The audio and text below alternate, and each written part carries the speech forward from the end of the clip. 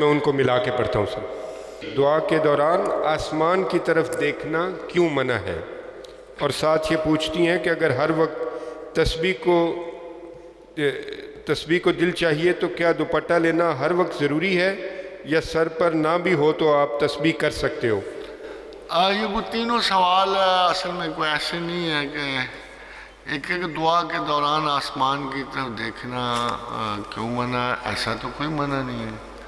البتہ نماز میں آسمان کی طرف دیکھنا منع ہے، کیونکہ نماز ایک پیٹرن ہے، اور ویسے دعا مانگتے ہی ہم آسمان دیکھ کے دعا مانگتے ہیں، اور یہ نیچرل ہے، تو نیچرل کوئی چیز منع نہیں ہو سکتی۔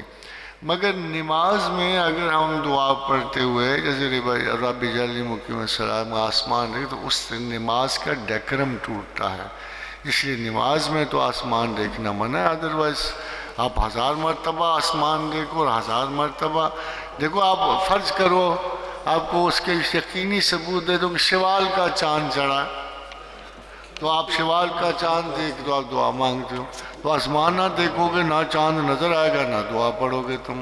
عید کا چاند دیکھنے کی دعائیں نہیں ہیں، تو ایسی کوئی بات نہیں ہے کہ آپ آسمان کو دیکھ کے دعا نہیں مانگ سکتے۔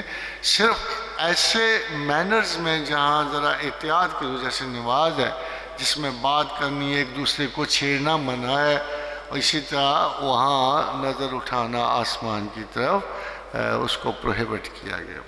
دل چاہے تو کیا دوپٹہ لینا، اور سر پہ نہ بھی ہوتا، اس قسم کا کوئی مینر ہے ہی نہیں تسبیح کا۔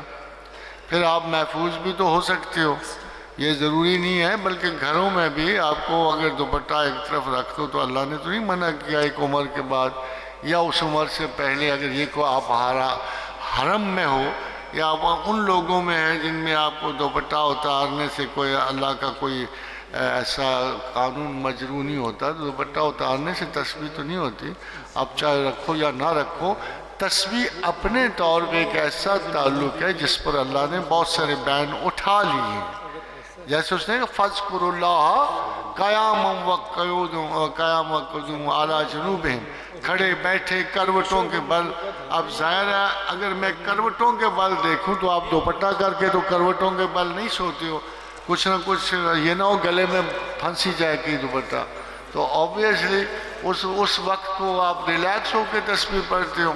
تو میرا خیال یہ ہے کہ اس قسم کا کوئی قید موجود نہیں ہے تسبیح پڑھتے ہو۔